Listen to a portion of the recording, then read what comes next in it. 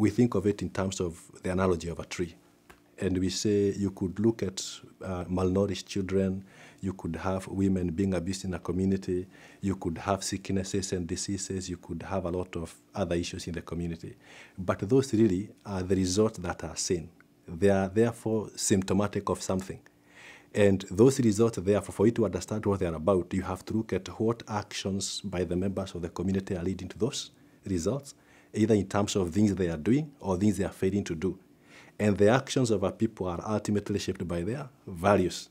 And the values of a community stem from something that you don't see, which is in the roots of the tree, and this is the belief system. In the Turkana community, where we work as well, they live with Cornerstone and Zoe, you have women giving birth, and when they give birth to a child cannot be named before the husband comes. And the husband is a nomadic pastoralist. He might be 100 kilometers, 150 to 200 kilometers away. So it might take him anything between maybe like 6 hours or even 2 days to get home. And for all that time as he comes back, first of all, for somebody to send in the message, and for him to get back here, that child is not put to the breast and is given nothing. So some will die, some will be almost on the verge of death, and those that are surviving, they are losing on the colostrum. And we know from the science of nutrition that colostrum gives a baby a boost in terms of immunity. So when they miss out on that, it means they are getting off to a poor start on the blocks. And that has an effect in life as they continue growing. So you'll then find that that child is sickly. You'll then find that the child is weak.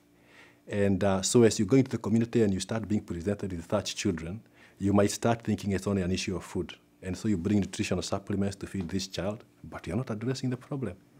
Now, if you have come into this community and understood that pastors, for example, are leaders and they belong in this community, they know the culture and you're engaging them, then they will have told you, or you'll have understood from them, they have this and that cultural practice. And then what you'll do is to address the cultural practice. And you cannot bring a truth to bear on that situation without using culturally relevant ways and also culturally relevant people to convey the message. For myself, I'm not a Turkana. I'm a Kenyan, yes, but not a Turkana. I am not the right person to go to the women and tell them you need to put your children to the breast immediately. I cannot do that. But the pastor can. He will do it from the pulpit. He will do it from the household as he visits the people and so on. And these things will change.